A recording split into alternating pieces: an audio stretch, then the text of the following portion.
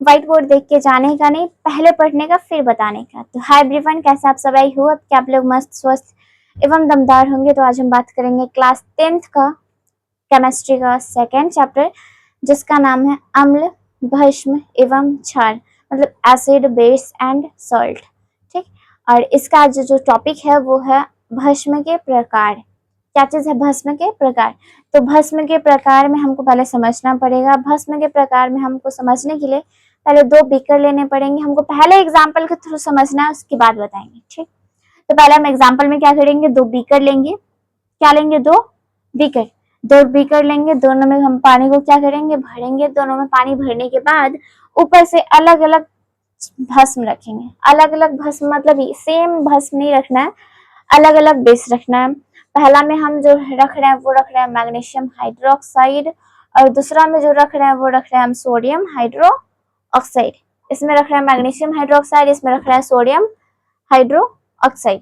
ठीक। जब दोनों को रखा जाता है तो जो मैग्नीशियम हाइड्रोक्साइड वाला जो भी बेस होता है ना, जो विलियन होता है, उसमें जो मैग्नीशियम हाइड्रोक्साइड होता है वो पूरा रूप से घुलता ही नहीं है, पूरा रूप से नहीं घुलता है। लेकिन इसमें देखा गया कि इसमें जो अब सोडियम हाइड्रोक्साइड रखा गया ना, वो पूरा का पूरा घुल भी रहा है और हाइड्रोक्साइड आयन भी दे रहा है। लेकिन उसमें है कि हाइड्रोक्साइड आयन तो दे रहा है बट पूरे रूप से घुल नहीं रहा है। इसका मतलब यही है कि इस हो सकता है अब भस्म के दो प्रकार होते हैं, एक प्रबल और एक दुर्बल। हो सकता है कि ये प्रबल होगा, नहीं तो ये प्रबल होगा, ऐसे भी हो सकता है। इसको याद करने के लिए याद रखना पड़ेगा, से पूर्ण घुलेगा तो प्रबल, पूर्ण घुलेगा तो प्रबल, अब पूर्ण नहीं घुलेगा तो दुर्बल। मतलब अगर कोई पदार्थ जल में पूरी रूप से नहीं घुल रही है तो दुर्बल, अब पूरा रूप से घुल रहा है तो प्रबल। लेकिन अंदर ये सॉरी, इसमें कंडीशन ये है कि दोनों का दोनों हाइड्रोक्साइड आयन देता है। दोनों का दोनों क्या देता है? हाइड्रोक्साइड आयन देता है। ठीक। तो याद रखना है भस्म के कितने प्रकार? दो प्रकार। पहला होता है प्रबल भस्म और दूसरा होता है दुर्बल भस्म। प्रबल भस्म क्या होता है? तो वे भस्म जो जल में पूर्णतः घुलकर हाइड्रोक्साइड आयन देते हैं तो उसको बोलते हैं प्रबल अम्ल।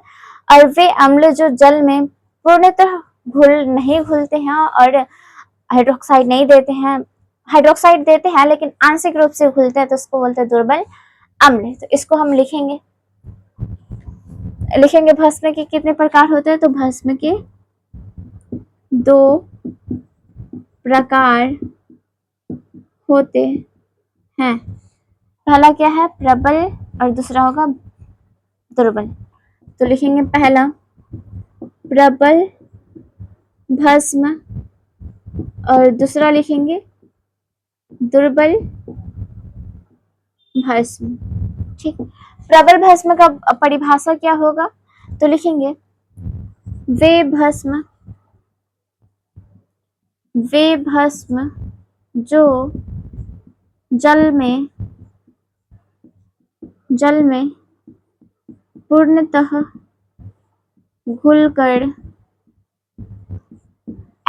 OH माइनस आयन देते हैं तो उसे प्रबल अम्ल कहते हैं। प्रबल मतलब पूरा, प्रबल मतलब पूरा पूरा घुलेगा। ठीक। प्रबल अम्ल कहते हैं। एग्जाम्पल में क्या होगा? तो एग्जाम्पल में ले लेते हैं पोटेशियम हाइड्रोक्साइड, सोडियम हाइड्रोक्साइड इत्यादि। ठीक।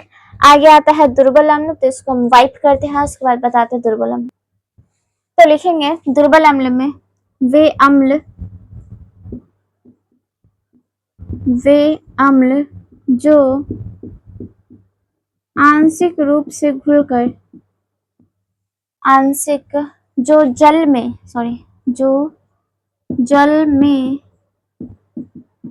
आंशिक रूप से घुलकर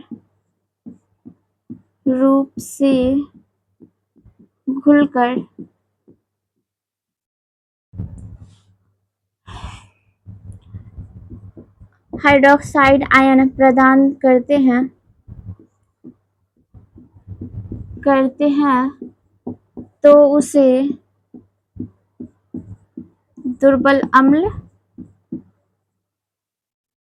तो उसे दुर्बल अम्ल कहते हैं।